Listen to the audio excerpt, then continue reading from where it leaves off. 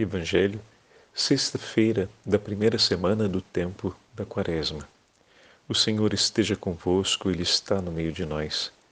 Proclamação do Evangelho de Jesus Cristo, segundo São Mateus. Glória a vós, Senhor. Naquele tempo, disse Jesus a seus discípulos: Se a vossa justiça não for maior que a justiça dos mestres da lei e dos fariseus, vós não entrareis no reino dos céus. Vós ouvistes o que foi dito aos antigos: não matarás. Quem matar será condenado pelo tribunal. Eu, porém, vos digo: todo aquele que se encoleriza com seu irmão será réu de juízo. Quem disser ao seu irmão patife será condenado pelo tribunal. Quem chamar o irmão de tolo será condenado ao fogo do inferno. Portanto, quando tu estiveres levando a tua oferta para o altar e ali te lembrares que teu irmão tem alguma coisa contra ti, deixa a tua oferta ali diante do altar e vai primeiro reconciliar-te com teu irmão. Só então vai apresentar a tua oferta. Procura reconciliar-te com teu adversário enquanto caminha contigo para o tribunal. Senão o adversário te entregará ao juiz, o juiz te entregará ao oficial de justiça e tu serás jogado na prisão. Em verdade, eu te digo, dali não sairás enquanto não pagares o último centavo. Palavra da salvação. Glória a vós, Senhor. Sexta-feira da primeira semana do tempo da Quaresma, em nome do Pai, do Filho e do Espírito Santo. Amém.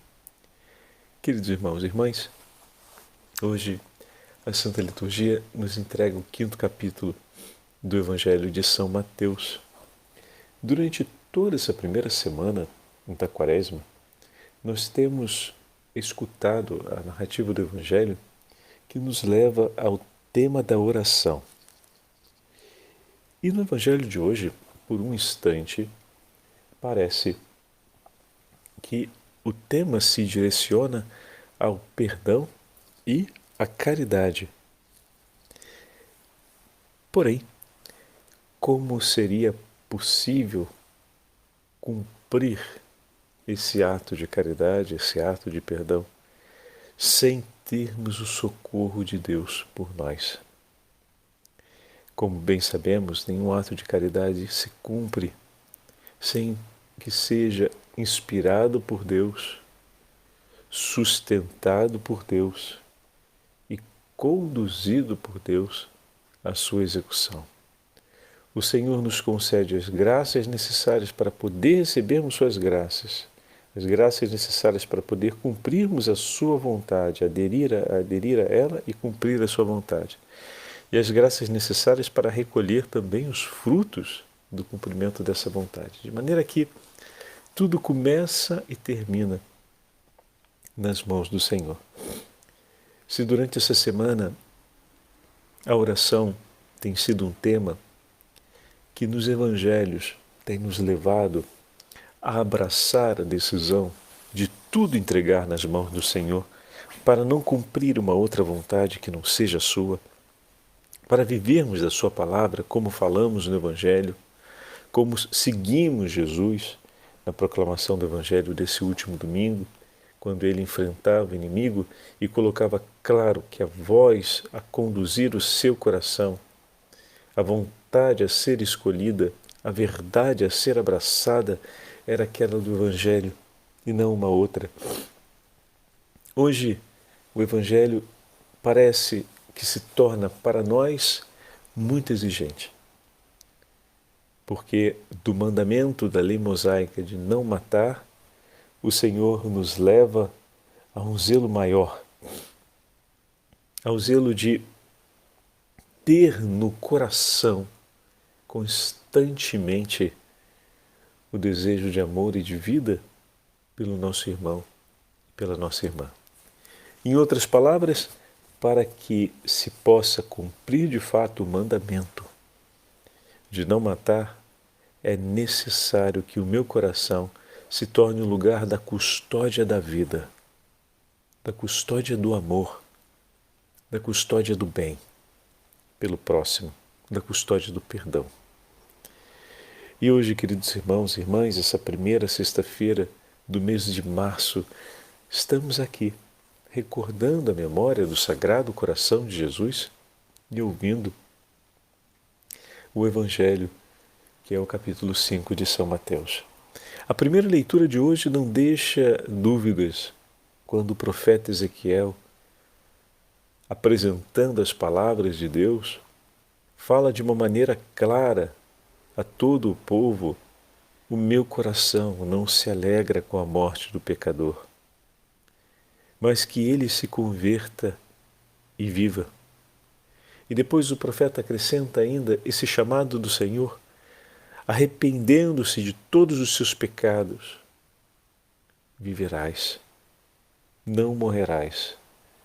Nosso Deus é o Deus da vida, é o Deus que está disposto a perdoar o pecado. Por isso, se te custa a experiência do perdão, peça ao teu Senhor, pois Ele é o Senhor do perdão, a fim de que Ele te ajude a não deixar de oferecer o perdão. Senhor, eu quero perdoar, mas me custa muito. Eu quero perdoar porque não quero estar fora da sua vontade, não quero estar fora do seu mandato, porque sei que sua palavra é uma palavra de vida para mim. E eu não quero, Senhor, deixar de ter a tua vida em mim. Mas me ajuda nessa hora, porque o meu coração ainda encontra muitas dificuldades na hora de eleger a tua palavra e na hora de dizer: cumprirei, Senhor, a tua vontade, e ela será luz para os meus passos, a alegria dos meus dias.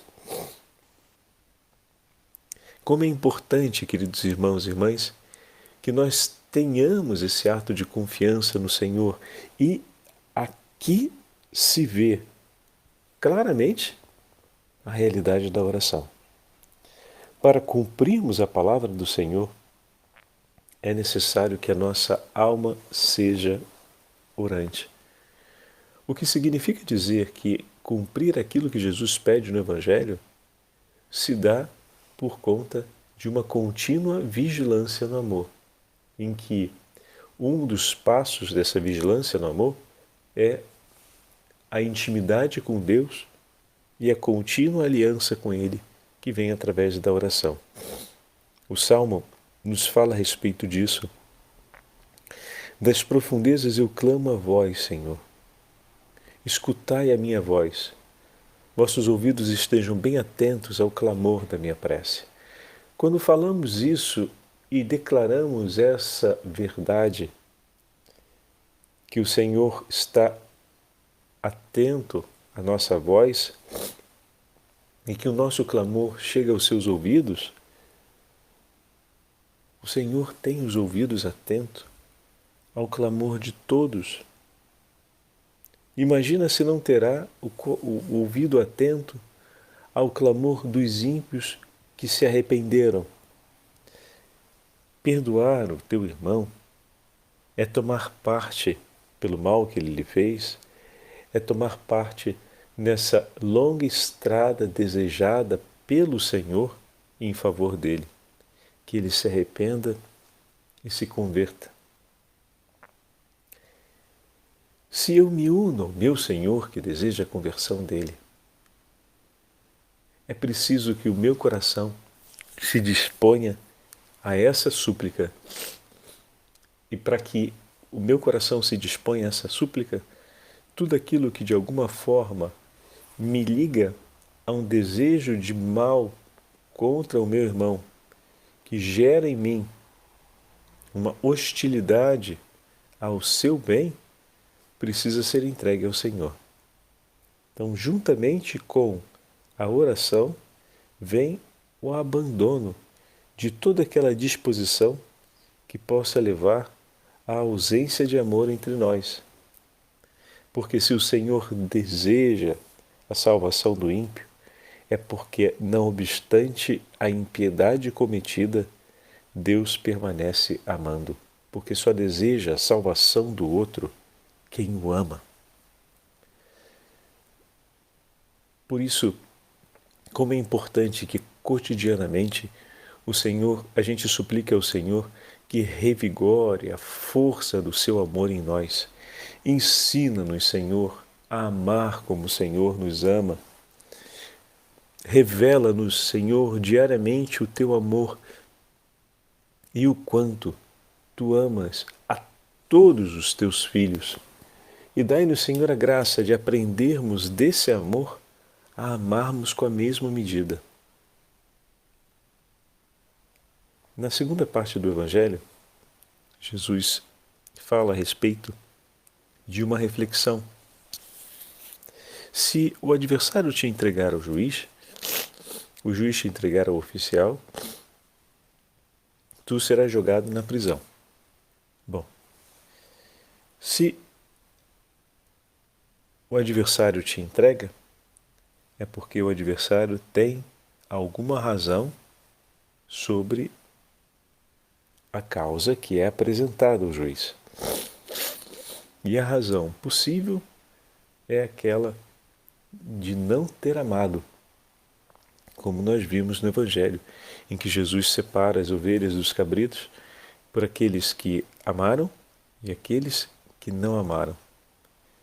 Que o meu irmão, ao final da nossa vida, não diga com razão: